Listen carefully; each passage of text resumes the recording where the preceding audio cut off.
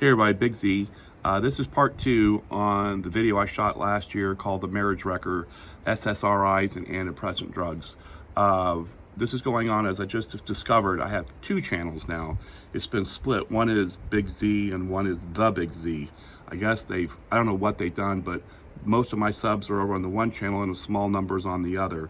So I'm going to post this video on the backup channel first, and then in the next couple of days I'll put links so maybe we can put both these channels together, or I don't know, maybe use one as just a backup. I don't know. It's been a crazy couple of days discovering how to get back into these channels and put everything back up. But I want to do the follow-up video on the marriage wrecker video I did last year. It's probably a good thing that I have been locked out of the channel, because if I had responded sooner, I would have given the wrong information, because it took the last 400 plus days for me to discover what's really causing this to happen. And I want to give some, and I didn't want to do this until I could give some hope that there is remedy and a solution to what has happened to our spouses and our loved ones. And I want you to know what I'm sharing with you affects everyone. There is something like over 100 million prescriptions written for this crap, and that's 1 in 3. So if you're a family 3, one person in your family is going to be affected by this. As we've learned, and I shared in the other videos that are on the other channel, we're discovering now this thing of the sexual abuse as children, how unbelievably huge it is that half of all girls by the time of 18 are molested by the father figure or the priest pastor, and 1 in 5 boys. So if you're married, if you're a husband or you're a single man, you're meeting a woman, you got a 50-50 chance that that girl has been molested. And what you have and what you're dealing with is someone that has a fractured mind. It happens to everyone. And at some point in life, and what they're discovering when someone gets to be in their late 30s and 40s, this comes back and it has to be dealt with. And when you go in and you're given the prescriptions for these benzo drugs, it's doing something really bad. So as what I first thought was just a reaction to a neurotoxin, it's far worse than that. But having said that, knowing that what is the cause of it, the root cause of it, funny we say the word root with this, it's like a tree that's been splintered, like an axe hit it. We know now how to bring it back together and help these people get healed. So let me say that to start with this. Apologize, it's been so long, but again, maybe it was a blessing, because I really had to go through, I've been through 400 days of absolute hell. And you know, in the truth movement thing, we never thought, or at least I never thought, that I would discover what I've discovered. How far down it goes, how far high it goes. And I hope that you stay with me through these series of videos. Even if you aren't on, what this topic is about doesn't directly face you, your collateral damage to this, whether you know it or not, we're all massive collateral damage. Maybe you weren't abused as a child, but it's somewhere in your family and friends directly, you're directly involved in this as collateral damage, and we're all paying for it. And the sad thing about it is we're allowing these assholes to get away with it, and that shit's gonna stop. So there's solution to this, and I think in putting together a video that's strong enough that someone can show a spouse or someone, hey look, here's what's going on inside of you. You've been lied to. You've been lied to by your churches, your pastors, your doctors, your psychiatrists. Everyone has lied about this. It's probably the biggest cover-up in the history of the world. And it's an epidemic, systemic, worldwide. It's just what takes civilizations down. When we look back and see the ruins of previous civilizations, and we were like, what the fuck happened? This is what happened. Society just descended upon itself. It's amazing. We call our children our descendants. Why don't we call them our ascendants? Why are we not rising higher as we should be, but yet we're going further down? It's a lot. So let me just go into this. So last year, where I left off with this, discovering that my spouse, 3 weeks to the date of her being on this citrulline, it's called, this benzo, a bomb goes off in our life. And from one moment being the most loving, marriage two people can have together. It's so intimate. It's just two people fibrally bonded together to blown apart in a day. So 400 days later, still nothing. Not a word. No, I take that back. There was one contact this summer where she called my mother. I'd sent a video up and she threatened that if I sent her another little video that she would put a restraining order on me. Just don't watch the video. I mean, come on, it's ridiculous. But you don't know what you're dealing with. I want to say this. There was a video I shot on Ann Hesh, and we discussed what happened to her in her little car crash that she had. And it's obvious the whole thing was set up and rigged. You know, when she's being put in the back of the ambulance, she zips the body bag open, tries to climb out. When you look at the backstory, you look and see where she had been tweeting stuff about her use of the benzos, the particular one that starts with the letter Z. But you got to look at what was causing her to take it. And of course, if you remember the videos, we discussed that she was sexually abused by her father, who was two things. As we get to a common denominator with this, you're going to discover there's a common denominator. Her father was, one, a Baptist preacher, and two, a Mason. And he sexually abused her and her brother, so he was bisexual. In her book, or she was coming out with, she discussed it in detail, how he put her on all fours, and I mean, what he put her through was horrendous. So when we see her, like most of the people who knew Anne in these movies and being the consort of Ellen, you know, we're like kind of disgusted by the whole thing, but not knowing how she ended up there. And she was really fighting to recover herself and expose what happened.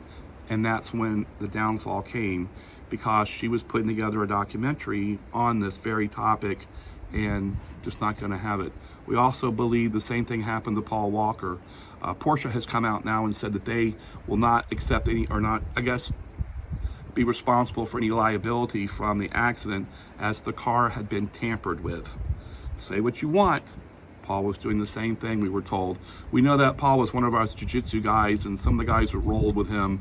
When you're on the mat together, there's no cell phones, and we talk. And I guess the word was he was doing the same thing, putting a document. He just did not participate in this Hollywood nonsense. A couple to add to that is Winona Judd. I have a copy on my phone of her text, and this was, I believe, days before she committed suicide. She wrote, "Been on ZOLLOFT for 3 weeks now. I feel better, but you wouldn't want to be around me."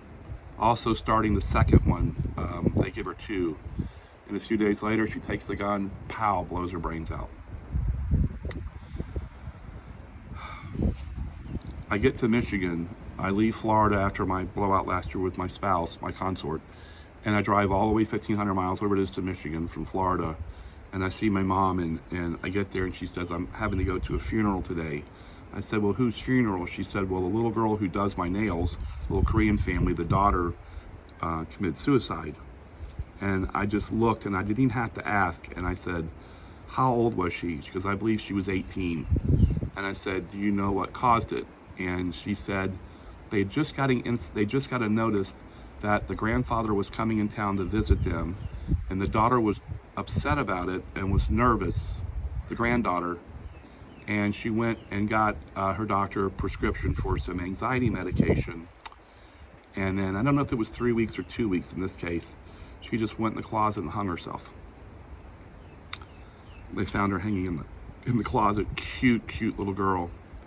And as it came out later, a year went by, which has been a year now, and the sister has come out and has told the story of the sexual abuse from the grandfather. My mom made a comment. She goes, at this funeral, she goes, you would expect people to be grieving over the loss, but they didn't show any remorse or any emotion. And my mom asked her, you know, why did you not, I mean, were you just in a shock? And they said, well, no, that they were also put on anti-anxiety medication, and so they were basically just zombies.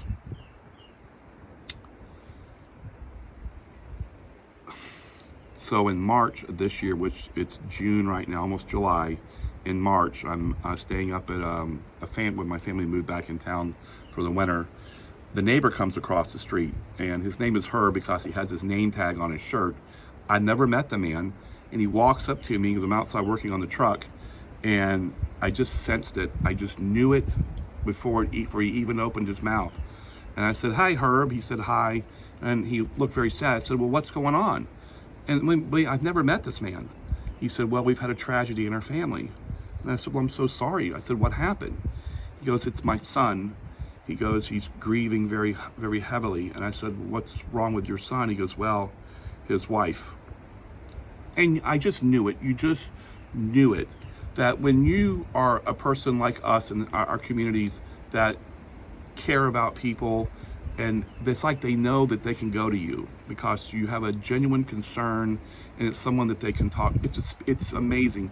So anyway, he goes, "This is going to blow you away. I mean, this is going to blow you away. Listen to this." So I guess they'd had some financial problems, and so they were under anxiety. Here we go again. Wife goes to the doctor, puts her on one of these, starts with the letter Z or the letter P. 3 weeks to the date. She even goes into a treatment center for a few days because she's under so much anxiety. She comes home, the husband's sitting with her on the sofa, and she says, "I want to go for a drive." And he said, "Okay, honey, that's fine. Let me get the keys." She said, "No, I want to go for a drive by myself just to clear my head. Everything's good. I like just going for a little drive." And he's a little concerned, but he says, "Well, okay." And she takes the keys to the car and she goes, and he has a bad feeling. He gets in his car and follows her. And she's going down the road, and a rural road where you can drive very fast, and she just pulls off the road by a field. So he pulls off way behind her, and he's just watching. He's saying, "What is she doing?" Well, she gets out of the car and acts like she's going to walk out into this field. But she turns around abruptly and throws herself in front of a semi-truck doing 65 and shatters and splatters her body all across the road. Drags her down the road. She's torn to pieces. He's sitting in his car, hands on the wheel, watching his wife be shredded apart, being hit by a semi-truck.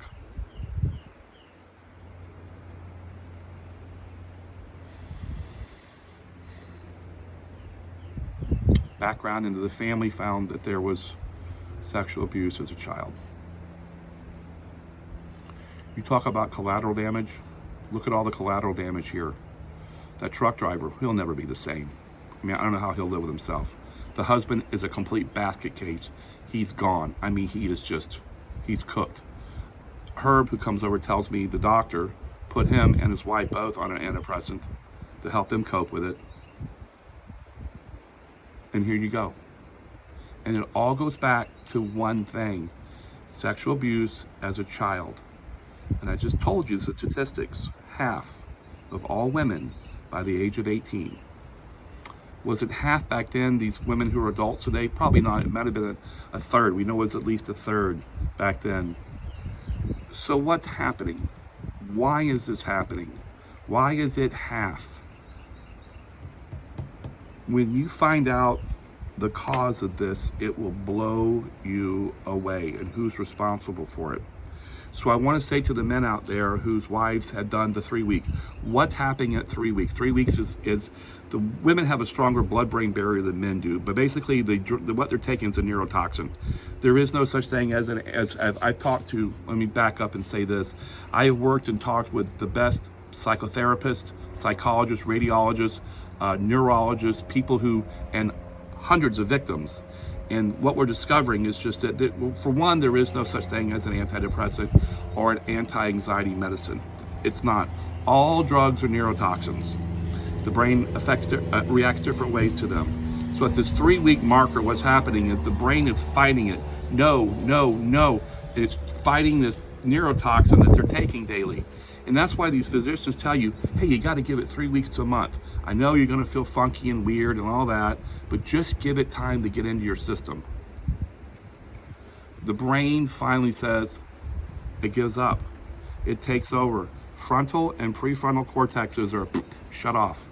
It's sent back to the reptilian core brain, and because what has happened is when a child is sexually abused,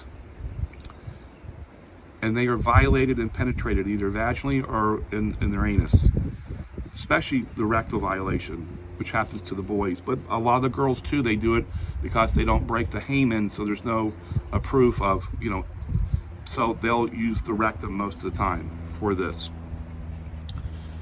This is going to make we have to talk about this. So what happens is, and I've discussed this in the other videos, that when they violate the child, it's so traumatic, it's so horrifying that it sends, because we're electrical beings, it sends a shock wave from the vagus basal nerve shock or whatever it is, all the way up the spine, those 33 degrees, those assholes talk about, where they get their 33 from. And it sends this electrical shock wave up to the brain. And by the time it gets there, it's like a lightning bolt, and it shatters the brain. It's like an axe hitting a piece of wood. It breaks it into two, sometimes three with splinters. So it's fractured. See? And you will go to what they call one of these altars. So this is where we get the dissociative identity disorder from. It's not dissociative identity disorder. It's called your brain being fractured from being fucked in your ass as a child by some sick ass pervert, daddy, Freemason, pastor, asshole. That's what the cause of it is. And that brain is fractured, and when they go on this benzo drugs, it's going to shoot it to one of the altars. Basically, it's going to be the one in the rear. So there's no more empathy, there's no more compassion or love. They're shut off, and they're locked into this thing. Some people, when it happens, they will stay in one of those altars their whole life. Sometimes they're able to move back and forth from it. They can go over to that, themselves, and when there's a traumatic experience, they may bounce back and they have their outbursts and so forth, but they never really bring the fracture completely back together to mend. And that's what this drug does. It makes sure that never happens. It is so insidious. And then you have a problem. Now you've got someone that's incapable of feeling remorse, that they don't feel remorse, they can't experience forgiveness. If you can't experience forgiveness, you are getting risky with salvation. It's not if like it wasn't bad enough that the event happened to them and they had to live with it their whole life and then be ridiculed. And if they did talk about it, they were targeted and shut down and put through these trauma-based mind control programs that they're running on these people to keep them shut up. But they have to be put on a neurotoxin, which is permanently locking them into one of their altars, one of their alter personalities. That is what's happening, and that is what's taking place. It's not the neurotoxin that's causing it. The neurotoxin's locking it down. That's what this thing is doing. And it's helping them cope by keeping them locked in one of their alternate dissociated identities, which who the hell wouldn't when you go through some shit like that? It's like they compare it to a car accident when it's super violent. The brain will shut down and you don't remember it. You knew it happened, but it's so violent that you don't go back to it. It's like a defense mechanism.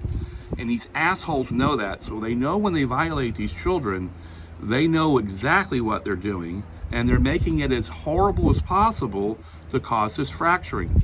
When they do that and they set that altar up, they learn how to control that altar, and they do it with trauma. That's where we get the trauma-based mind control from. And that's why we have these things like MK Ultra and Monarch, like they do to all the Disney kids. And when I discovered that my consort and spouse worked most of her teenage years growing up, she was Cinderella over at Disney World, take a guess what kind of programming she's been exposed to. Freemason daddy, Freemason husband of 30-something years, pedophilia. You don't think that that little mind isn't fractured and that little girl isn't trapped? So that's what's happening in the case of most of us, of spouses out here that can't figure out what has happened. That's what has happened. The drug's not the problem. The drug's just locking it in. So we've got to then go back, and it takes a lot of work. The problem has to be identified. And to the ladies out there watching it, as I move into the remedy phase, and we'll do it in these video series that I put together. I spent an entire year, my entire life, every dime to my name, every moment for 400 years, from sun up to sundown, researching and dedicating my life to this, because I don't want anyone to suffer anymore from it, period. What they're going to have to learn to do is bring those fractures back together and become one complete person again. The enemy's scared shitless of it, but there's a way to do it. And it starts with one step. one step they have to do. If they can just do this one step, admit what happened to them. I know it's shameful, embarrassing to most little girls. If I found out, the last thing they would ever want anyone to ever know, because of the pure shame of it, that they were abused by their father. So I want to give you some information, ladies, so you do not feel alone with this. Half of you this has happened to. And I know it's embarrassing and shameful, but it's not your fault. More than likely, the parent that did this to you was a victim themselves. This goes all the way back to the Garden of Eden, where Eve was gang raped by some archons. Violently, viciously, things that they said are unnatural, they did to her. And this is perpetuated all the way down. And it's been run through the churches. You're going to learn this. It's going to be hard to swallow. And these secret societies, because these are part of their initiation rites.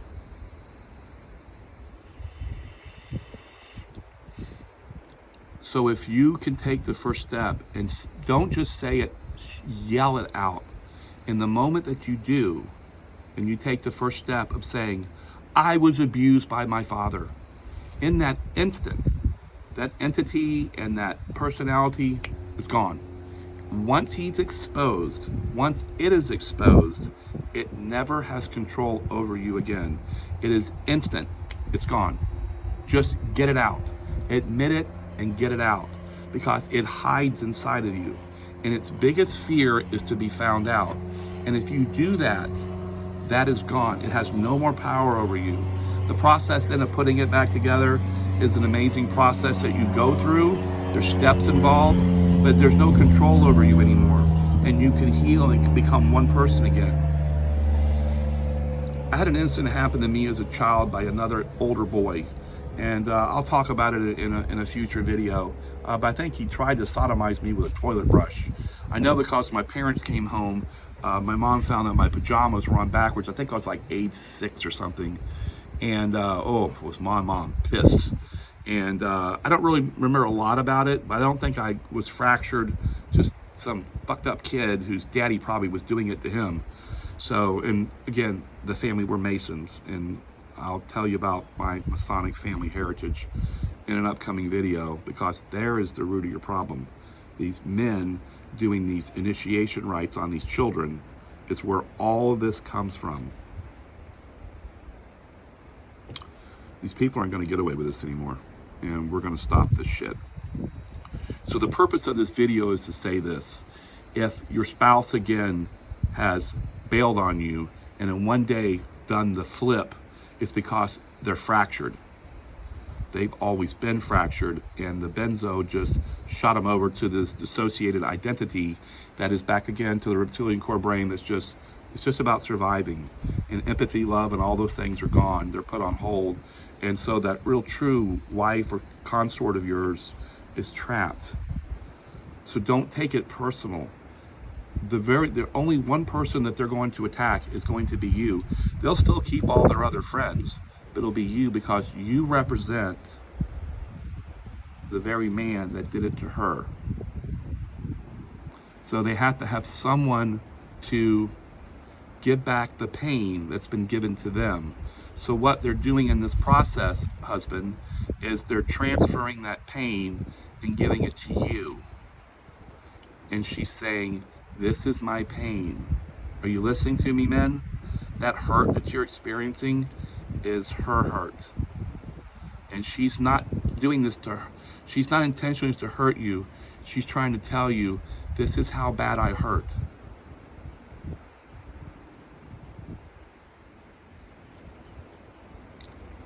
That's what's going on. And as a man, you got to take that hurt, own it, and do something about it. I can't share all of what you have to do, but there is a remedy and a mechanism for you to take that hurt and that entity and kick its fucking ass and restore your spouse. I don't care if it's been gone 1 day or 10 years. You have the ability, you have a spiritual legal right. In fact, You probably are the only person on this earth that can get her back to being one person. It's you. What you're going to find is what I found, and I'm going to talk about this again in this series. And what you will find then, in your attempt to save your wife, what you will learn from it will be what ultimately saves you. Salvation doesn't come from an external source, as you found out if you've watched these other videos. It comes from your spouse. Most of the women that are here that have experienced this chose to incarnate here to allow this to happen. Might have just been to save your ass, and you don't know it. So you have a responsibility, men. You have a responsibility now. You better seek this thing out, and you better find remedy, and take what I've learned over the past 400 days and apply it and see what happens. It's going to take some deconstruction, and you're going to have to look deep inside of yourself, because really it's in here. And here's the problem. The ultimate problem is, I'll just go ahead and say it, and then just leave some bait for you to follow through this series. It comes down to really one thing: bad daddy. It all comes down to a bad father. And how high does it go? All the way.